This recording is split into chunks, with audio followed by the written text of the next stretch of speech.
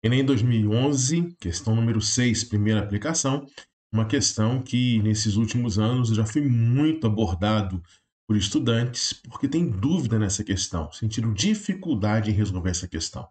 Não é uma questão muito fácil, é uma questão que trabalha uma temática que é pouco desenvolvida no ensino médio, que é estudo de solos, pedologia.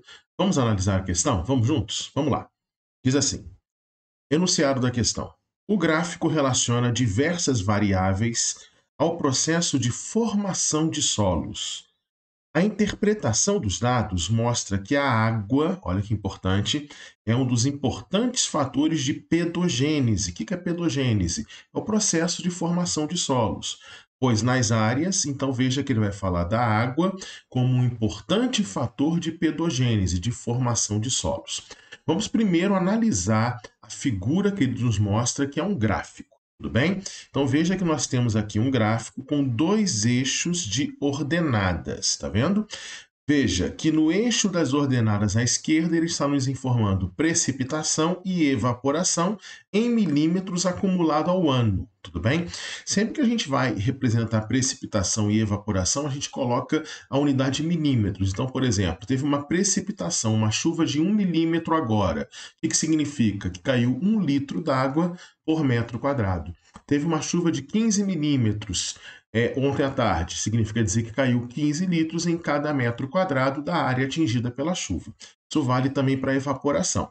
Então veja que aqui nessa parte aqui da esquerda, desse eixo das ordenadas, ele colocou a precipitação em milímetros, começando em 300, né, e vindo até 2.700 milímetros, isso acumulado no ano. Tudo bem? Já no lado direito, aqui ele vai colocar temperatura nesse outro eixo de ordenadas, temperatura em graus Celsius, vindo de 5 até 50 graus. Tudo bem? Então, nesse nosso gráfico, nós temos dois eixos de ordenada. Eixo das abscissas. Aqui no eixo das abscissas, ele vai colocar para a gente localizações da Terra, utilizando biomas, né? Utilizando determinadas paisagens climato-botânicas, como aqui, ó, tundra, tudo bem? Aqui, zona de podzolização, aí ele complicou demais, tá? Que isso aqui equivale à região de clima temperado, estepes, deserto e semideserto, savana, floresta tropical, savana novamente. Então significa dizer que aqui é alta latitude, mais perto do polo, e vindo para cá você vai se aproximando do Equador até chegar aqui nas florestas tropicais. Tudo bem? É mais ou menos essa ideia que ele está mostrando aqui no gráfico. Tudo bem? Beleza. O que mais ele mostra no gráfico? Aí ele vem com isso aqui, ó.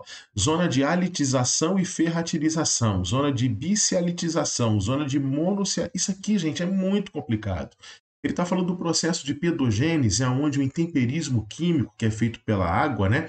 A água vai gerando desgaste, né, das rochas. Esse intemperismo químico atuando no processo de pedogênese, ele vai produzir silicatos, né, de silício, silicatos aqui no processo de halitização, caulinita no processo de monossialitização, vai produzir argilominerais, né, muita argila. Então isso é muito complicado. Então é desnecessário para a resolução da questão. Veja só que eu já tive dificuldade em falar essas palavras, né? Monossialitilização, bicialitilização, né? Que é o processo de formação de silicatos na pedogênese. Então vamos desconsiderar isso. Você pode tranquilamente desconsiderar isso. São algumas informações aí que não são necessárias. O que também mais é necessário aqui, além dessas informações importantes que eu dei inicialmente? Ele está mostrando aqui no solo a rocha inalterada, então a rocha matriz, a rocha que não formou solo, que não foi intemperizada, tudo bem? E aí você vê aqui, aqui é o solo formado, aqui é o solo formado e aqui em cinza o solo não formado, ainda na rocha. Então você percebe que nessas zonas aqui você tem o solo medianamente profundo, aqui o solo pouco profundo e aqui o solo muito mais profundo, tudo bem? Porque a zona de rocha inalterada ela está mais para baixo, é o cinza aí. Então essas são informações importantes, tudo bem? Beleza, bom, vamos lá para trabalhar um pouquinho de teoria, que é muito importante. Primeiro, o que é solo? Para a agricultura, solo é a camada de terra tratável, né, onde que você pode utilizar, geralmente com poucos metros de espessura, que vai suportar as raízes das plantas. Então vai permitir o cultivo, vai permitir a produção de milho, a produção de soja, a produção de ervilhas, etc. Tudo bem? Já para a geologia, a gente diz que na geologia o solo é o produto do intemperismo físico e químico. O intemperismo é o desgaste das rochas. O intemperismo físico é o desgaste mecânico das rochas, provocado pelo vento, provocado pelo calor, tudo bem? Pela variação de temperatura, térmico. Intemperismo químico é o desgaste químico da rocha, que é feito sempre pela água. Processo de hidratação, processos de dissolução de minerais na água, tudo bem? Tudo isso aí vai gerar o desgaste da rocha, é o chamado intemperismo químico, tudo bem? Aí continua. Produto de intemperismo físico e químico das rochas situado na parte superficial do manto de intemperismo. Constitui-se de material rochoso decomposto, tá? É o que a gente chama popularmente de terra, tudo bem? É o que é o solo, tanto para a agricultura quanto para a geologia. As definições elas são diferentes porque são campos de estudo e de utilização do solo de formas distintas, beleza? Chamamos de pedologia, ciência que estuda os solos, e pedogênese, como a gente já falou, o processo de formação dos solos. Então, o processo de formação dos solos é sempre um processo à base do intemperismo. Do intemperismo físico e do intemperismo químico. Então, veja só essa sequência aqui para a formação de solos. Nós temos aqui a rocha-mãe, a rocha inalterada. Que rocha é essa? Pode ser o basalto, que é uma magmática extrusiva, pode ser o granito, que é uma magmática intrusiva, pode ser o arenito, que é uma sedimentar, qualquer rocha. Tudo bem? Rocha na superfície vai sofrer a ação do tempo, vai sofrer desgaste do tempo. Nome disso? Intemperismo. Então, você vai ter a atuação do intemperismo químico e físico, que a gente chama de agentes externos também, ou seja, os agentes da natureza, chuva, ventos, etc., que vai decompor, desgastar essa rocha. Parte do material intemperizado vai ser levado, vai ser carregado, vai ser retirado. Intemperismo mais transporte é erosão. Mas não nos importa que o material que foi retirado, nos importa o material que ficou. Tudo bem? Então, o material intemperizado que não foi levado, não foi transportado em processos erosivos, ele vai ficar fragmentado aqui e o tamanho do fragmento vai variar. Fragmentos um pouquinho maiores, cascalho, menores do que o cascalho, areia, menor do que a areia, silt, menor do que o silt, argila. É a granulometria desses sedimentos, desse material decomposto. Esse material mineral resultado do desgaste da rocha vai se misturar com o tempo com material orgânico. Tudo bem? Então, o solo ele vai ser composto por material mineral, que são os sedimentos fruto do intemperismo, por material orgânico, que a gente vai chamar de humus, tudo bem? E também dentro desse solo você tem percentuais de água e de ar, beleza? Então, você já tem aqui o solo em processo inicial de formação. Aqui você não tem solo, aqui você já tem solo em formação. À medida que o tempo vai passando, esse solo pode ir se estruturando, ou seja, ele vai se aprofundando e ficando mais espesso, logo mais profundo, também pela ação do intemperismo, no caso, principalmente pelo intemperismo químico, que vai penetrar, temperismo químico é a água, que vai penetrar e vai formando o solo de forma cada vez mais profunda. Então, aí o solo vai tendo seus horizontes, que já já vou mostrar para vocês. O horizonte A, aqui ainda está a rocha-mãe, aqui já tem o horizonte A, horizonte B, horizonte C, rocha-mãe, ou seja, um solo mais estruturado. Então, é um processo muito lento de formação, que é o processo de formação do solo, mas sempre a partir do intemperismo físico e químico, que vai trazer o material mineral misturado com material orgânico, que fica mais próximo à superfície, mais água e ar, formando o solo, que para a agricultura é essa terra, né, tratável, fundamental para suportar as raízes das plantas e que vai gerar todo um desenvolvimento econômico decorrente disso. Tudo bem?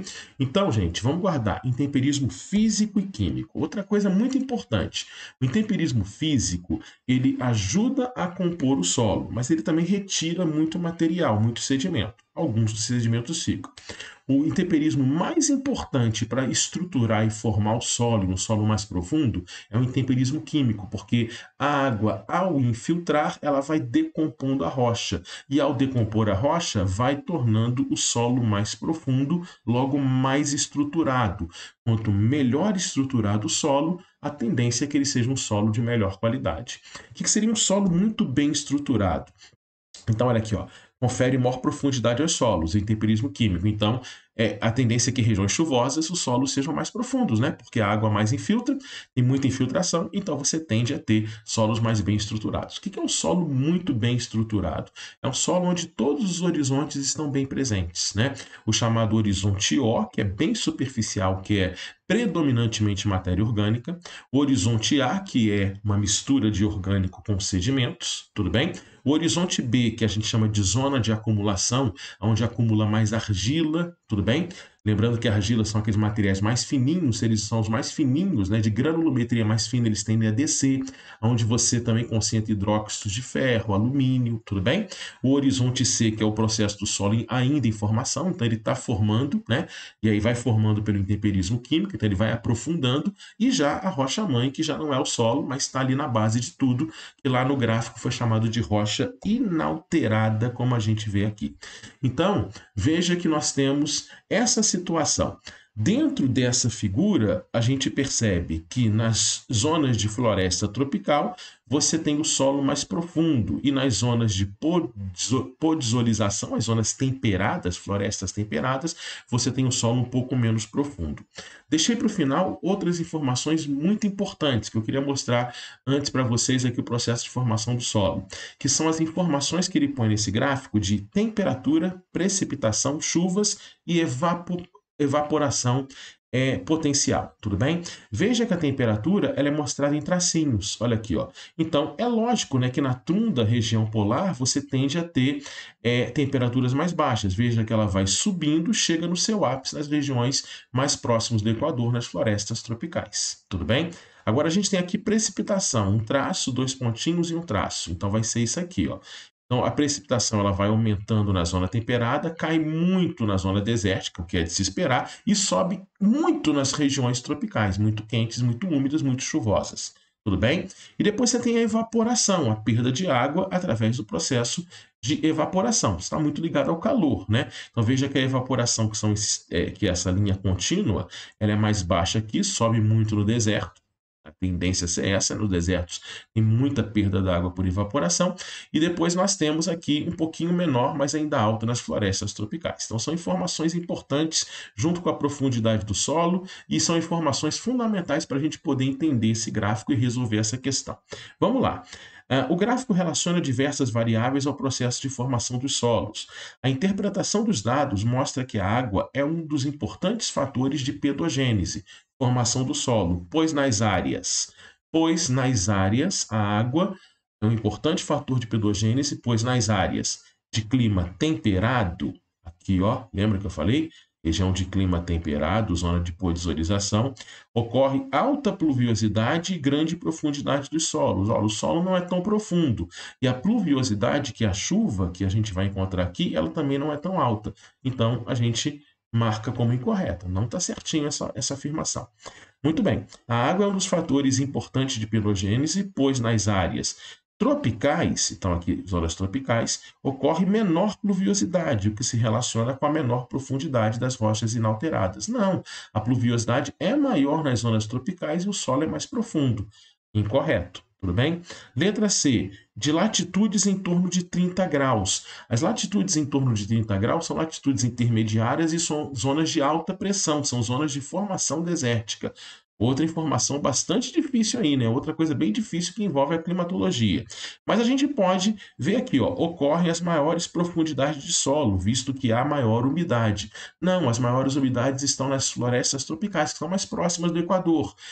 O Equador é 0 grau, 30 graus já está bem distante, equivale a zonas desérticas. Menos umidade, então errado também aí.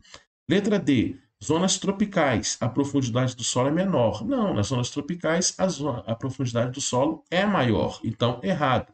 Aí ele completa, que evidencia menor intemperismo químico. Não, quanto mais chuva, mais intemperismo químico, né? Mais profundo é o solo.